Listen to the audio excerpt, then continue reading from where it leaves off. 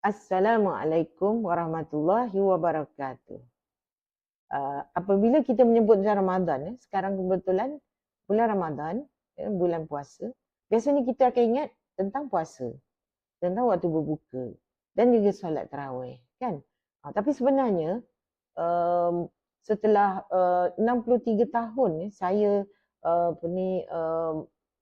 hidup ni, sebenarnya saya baru perasan bahawa sebenarnya Ramadan ni punya satu keistimewaan yang sangat besar yang tidak ada pada bulan-bulan lain. Iaitu Ramadan ialah bulan Al-Quran. Allah berfirman di dalam surah Al-Baqarah ayat 185 yang maksudnya bulan Ramadan yang padanya diturunkan Al-Quran sebagai petunjuk bagi manusia. Jadi pada bulan inilah wahyu pertama diturunkan kepada Nabi Muhammad sallallahu alaihi wasallam daripada Allah yang Maha Esa melalui malaikat Jibril alaihissalam dan kepada Rasulullah sallallahu alaihi wasallam di Gua Hira. Ayat yang diturunkan, yang pertama diturunkan ialah daripada surah Al-Alaq ayat 1 sehingga 5. Oleh itu Ramadan ni ialah masa yang sangat baik sebagai ibu bapa, sebagai penjaga pada anak-anak, untuk memujuk anak-anak, untuk mendekatkan anak-anak dengan Al-Quran. Para ibu bapa, cubalah luangkan masa untuk membaca Al-Quran bersama anak-anak. Walaupun mungkin kita tak banyak masa rehat, kan? Tapi waktu pejabat dah dipendekkan kepada pukul 4. Jadi masa yang ada tu kita balik, kita gunakanlah untuk bersama-sama anak membaca Al-Quran. Bertadarus dengan mereka, bertadabur ayat-ayat, terutama ayat-ayat daripada surah Juzul Amal lah, kan, ayat-ayat yang pendek tu kan. Boleh ajak anak-anak duduk bersama-sama untuk bertadabur ayat.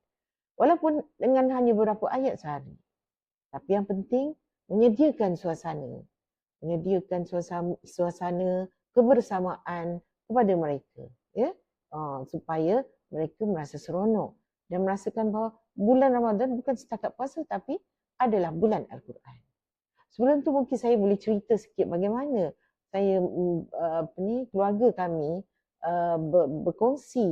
nak berkongsi sikitlah tentang pengalaman kami mengajar anak-anak cucu untuk membaca Al-Quran, untuk merasa cinta dan sayang pada Al-Quran.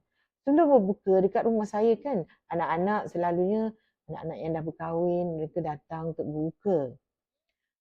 Bila datang berbuka, dia datang awal sikit. Jadi adalah peluang untuk mengaji, untuk bertadarus. Dan memang selalu setiap petang, dalam sebulan dalam bulan Ramadan, kita akan bertadarus.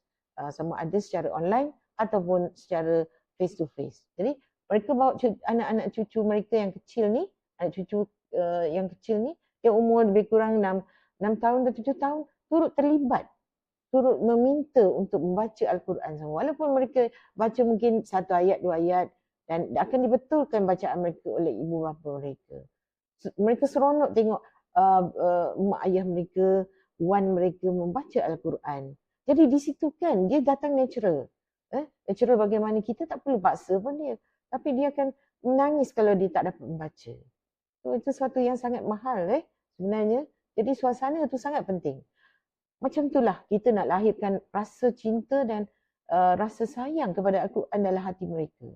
Itu menyediakan suasana kita bersama-sama dengan mereka membaca Al-Quran. InsyaAllah. Wallahu a'lam.